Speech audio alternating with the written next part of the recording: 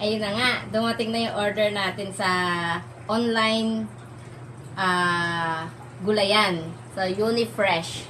So, nag-order ako kasi tinamad akong pumunta sa palengke ng mga nakaraan. Yung nakaraan, so, mga 1 day, 2 days lang dumating na siya. Open natin.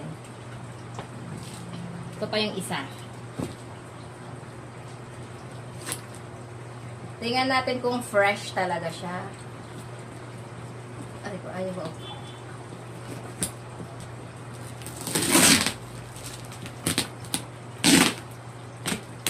Umuulan nga. Maulan. Maulan pa rin hanggang ngayon.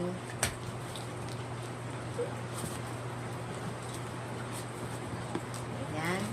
Nag-order tayo ng marble potato. So, ang dami na, oh. Ang dami na. Pwede pang sahog-sahog. Pwede din siya i-mash. Mashed potato. Tapos, may mga bubble wrap siya. Tapos, nag-order din tayo ng ayan. Lettuce. Okay naman. Okay naman siya. Lettuce. Tapos, itong mahaba. So, nag-order tayo ng ang dami pala. Ang daming lettuce. So, lahat ng kakainin ko ngayon ay gulay. Plant-based tayo ngayon. Ang dami, oh.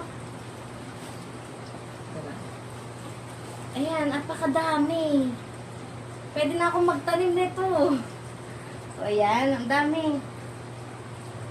Tapos, ayan, gilid lang natin para yung ating ano.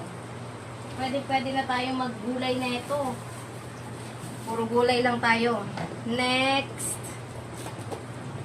Kasi dito sa palengke, halos ganyan, nasa 50 na konti lang. Kaya sabi ko mag-order nga ako, hindi ko rin ina-expect na ganun kadami kasi per gram sila, gram eh. Malay ko ba sa timbang nun. And then, nag-order tayo ng carrots. Apakaganda ng carrots, apakakinis. Then, carrots. Parang hindi tayo mahirapan mamalengke, oh. Fresh na fresh. Ayos na ayos. So, 3 peraso siya. Tapos, nag-order ako ng isang bell pepper. Apakalaki. So, nilalagay ko nga pala to sa ano, kaya ako umorder. Nilalagay ko siya sa pita wrap. Ng burritos, ganyan. Nilalahok ko doon sa beef. Tapos, meron tayong lemon. Fresh naman talaga yung mga ano nila. Okay naman din. Fresh